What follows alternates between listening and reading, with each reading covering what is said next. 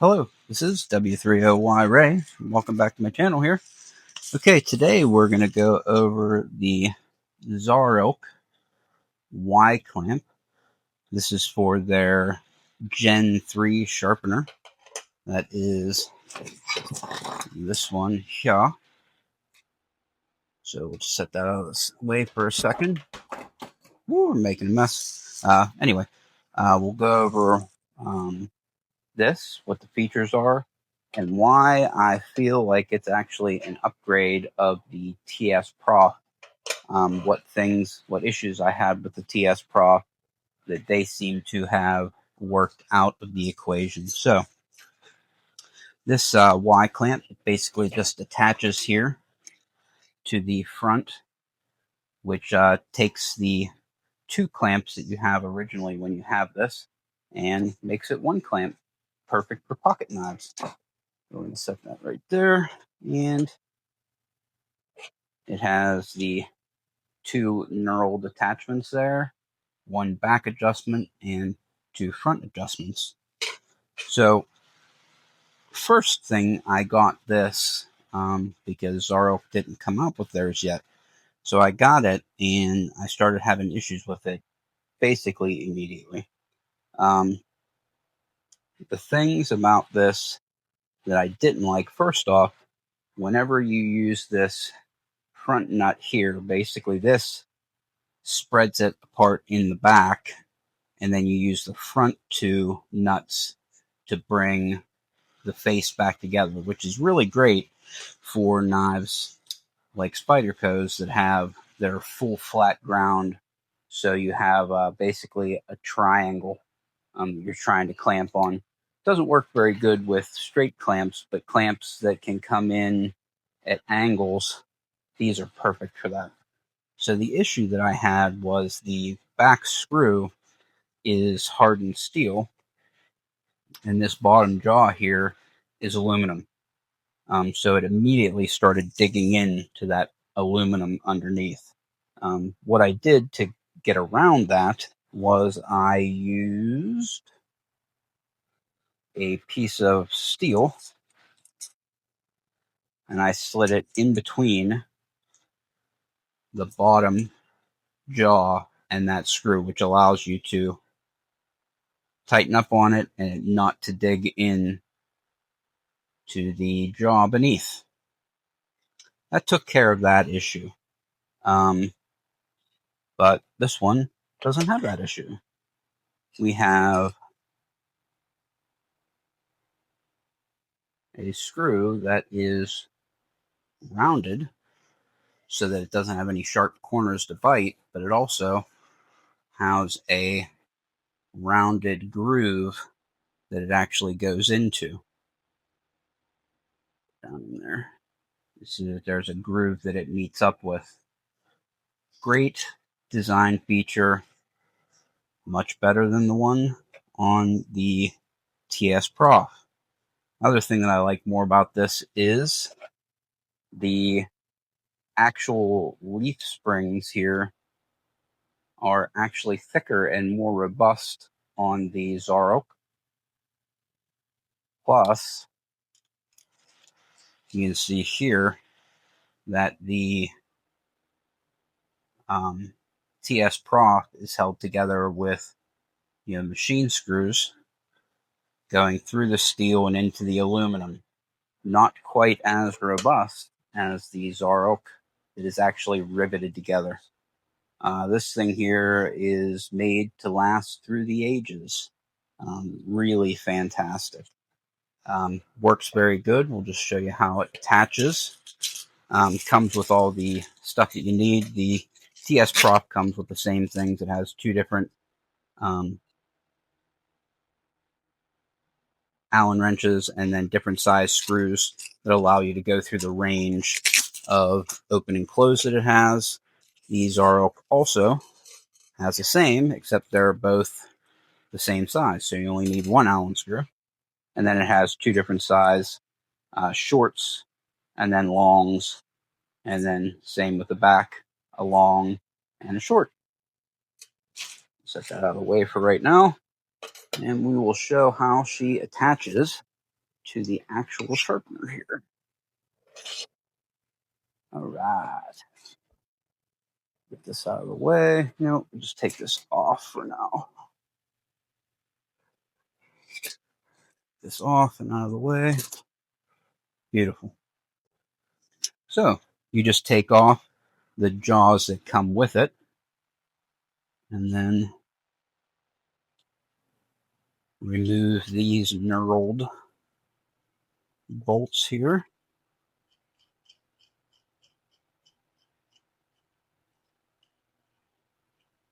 Okay. And then attach it. You can kind of wiggle it back and forth to see where you want it. Get it as close to the center as you can. But you do have some play. You got, about an inch of back and forth play that you got to get it somewhere in between there. So put the bolt on, and she is attached. I just kind of wanted to show the differences between this and the TSProf because this one is actually superior, and this one costs about $90. This one costs a third of that, costs $30. So great price, great product, works a treat, and just works. It just honestly works. I had somebody ask me how to clamp in, say, a Spyderco, because it has the old double distal taper, and I'm just going to show how it works. So here's my little trick for these things, because they can be a pain to get in there. If you get them in a little wrong, they'll, if you grab onto it not quite right, there might be a little bit of play this way if you don't get it to grab good. So here's my little trick. A little bit of frog tape.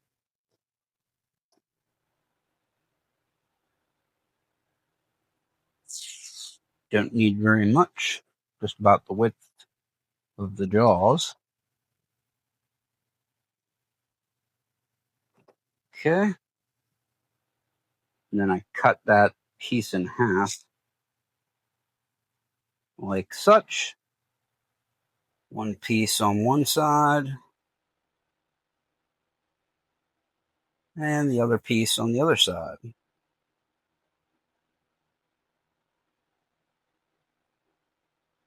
Beautiful. Okay. Now we will open this guy up.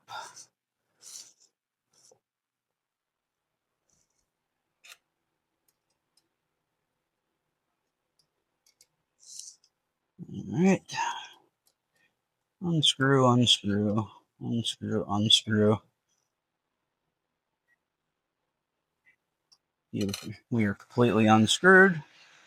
Just kind of slide it in the side here and then push it this way, because sometimes the spine is a little too thick to go in. So I kind of go where it's thin and then push it through. This one obviously has space. Get it in there as centered as you can. Basically what I like to do is go pivot to tip to be as straight as you can make it with the jaws. But that's about good right there. And then I just squeeze the jaws shut with my fingers. Okay, and then you'll start tightening things down. Just tighten those till they're just a little bit snug. And then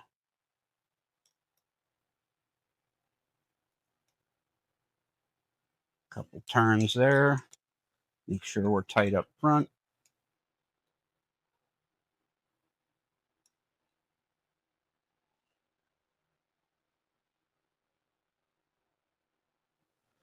Beautiful. We're good. That is absolutely good. She ain't going nowhere. Give her a little twist, make sure she's not moving, rocking. She's good to go. And that is it. Tighten down the front until she hits the whole blade, and then tighten the back until she snugs up. To get it out, do just the reverse of that. Loosen the back, loosen the front, and she is out. Now I wanted to do a second Spyderco here because these ones are, this here has a double distal taper like that, which, let's go over that. A double distal taper, you'll hear that about Spydercos a lot. What that means is you have it tapering from the pivot to the tip, and then you also have it tapering from the spine to the blade edge. So that's the double distal taper. You're going from the distal side down to the edge, and it's tapering in two different directions: pivot to tip and spine to edge. Now that one, you can see we have a very much more significant taper on this, which is a pair of 3, because the blade stock thickness is much thicker. It's shorter, so you have less time to make that taper. And that's that. So let's get this guy clamped in. Do the same procedure as we did with the other knife. A little bit of frog tape, about the width of the jaws.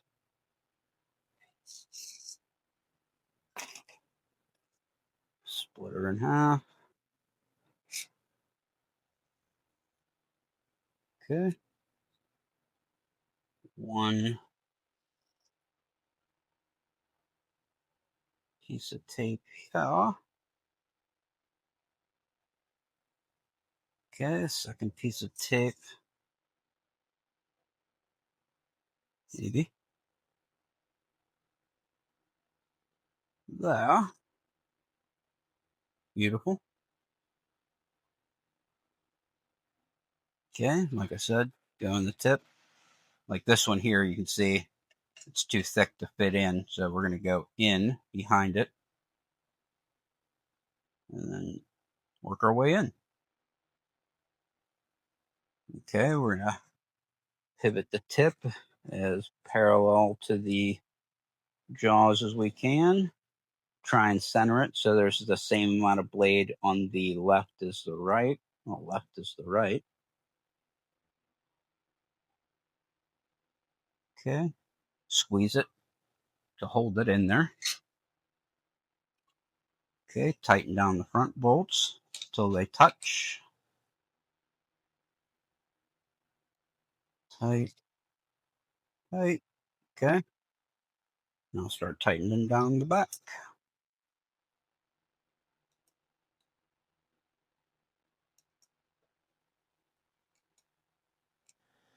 And you do not need to, crank on these things. It is not necessary.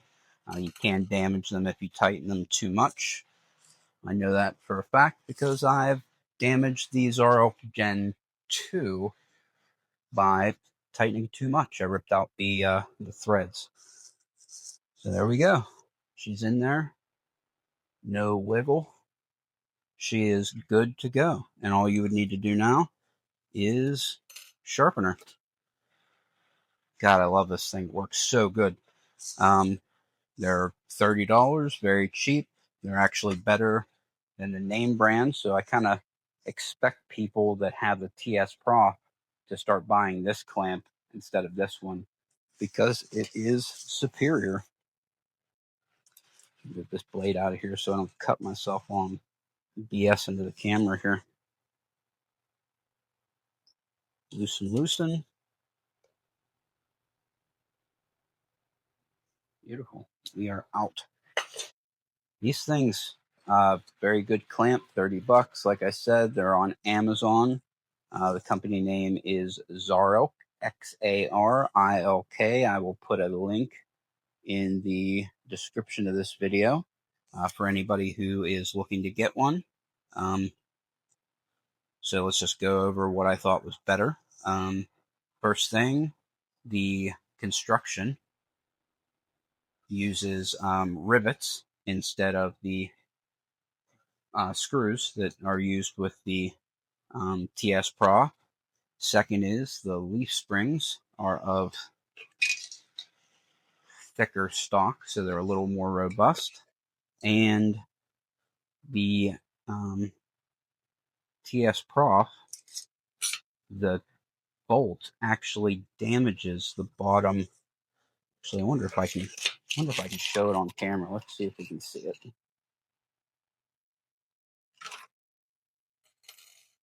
Move these bolts here. See if we can actually see the damage, because as soon as I noticed it biting in, I stopped doing it until I got something to prevent the damage. So it was literally just turning it into the aluminum one single time was enough to damage it. Oh yeah. See if we can see in there. Cripes, I can see it, but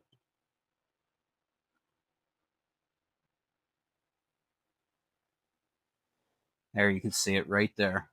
See that little divot?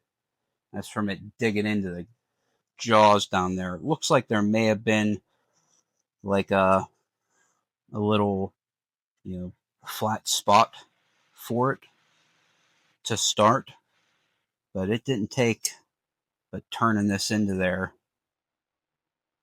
that one time. You can feel it biting into that aluminum down there, because steel and aluminum don't mix very good. Actually, this, I can't even get the bolt out right now because of the damage that has been done to the bolt too from biting into that aluminum. Well, there it goes.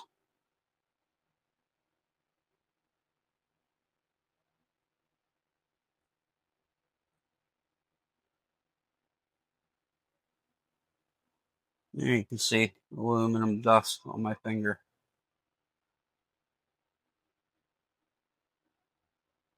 Yep.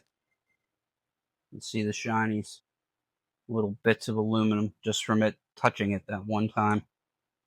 What a mess. Anyway, Xarilk, much better. TSProf, not as good, which is amazing. Spent almost $100 on it. Waited for it to come from Russia, I think it was that it was coming from. Anyway, order this, Amazon. Link will be in the description. Just wanted to put this out there and wanted to show how you clamp up some Spydercos for a buddy who asked about it around. Anyway, something I didn't notice before now. There actually is some felt on the jaws that I didn't even notice was there. That's probably why the frog tape holds so good, because you have felt up against that frog tape. Anyway, I just learned something new myself. That's awesome. Anyway, like, comment, subscribe, and share with your friends. Hey, everybody, have a wonderful rest of your evening. I'll stop rambling now. Have a good evening. Bye-bye.